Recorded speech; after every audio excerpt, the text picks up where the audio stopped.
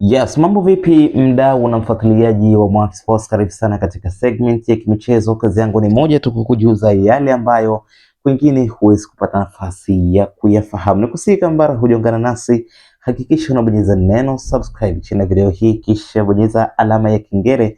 Itakuwa umejihakikishia kupata taarifa zote ambazo zinajiri na kuwekwa hapa ndani ya Mwaki Sports.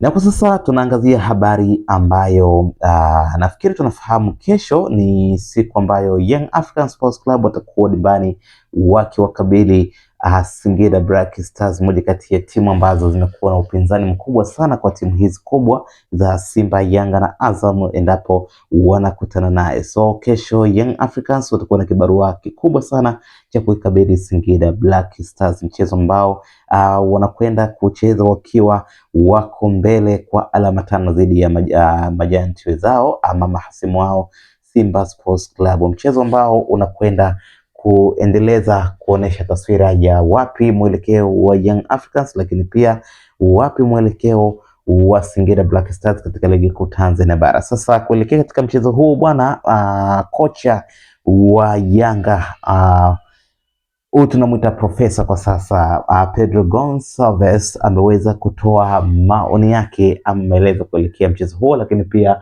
amegusia kidogo mchezo uliopita wa dabi ya Kariakoo kati ya Young Africans dhidi ya Simba Sports Club, mchezo ambao ulitamatika kwa sare ya bila kufungana. Pedro Gonçalves kwanza ameanza kushangazwa na klabu ya soka ya Simba, hususan mashabiki wa klabu hiyo wanaofurahia sare na timu ya Yanga, huku akishangazwa na kusema kwamba hii imekuwa ni maajabu makubwa sana kuona timu kubwa kama Simba wakifurahia kutoka sare na Young Africans, timu ambayo wamekuwa katika upinzani wa kugombania nafasi ya kuwini ama kushinda taji la ligi kuu Tanzania bara, NBC Premier League. Sasa ameshangazwa sana na kitendo cha mashabiki wa Simba kushangilia wakiwa bado wako nyuma kwa alama 5, lakini pia Young Africans wakiwa tayari walishakuwa taji moja kwa mwaka huu wa 2026 ambapo tunakumbuka walichukua kombe la Mapinduzi, lakini pia ngao ya jamii walichukua Young Africans wakiwa na kocha huyu Pedro Gonçalves. Kwa hiyo ameshangazwa na kitendo cha mashabiki wa Simba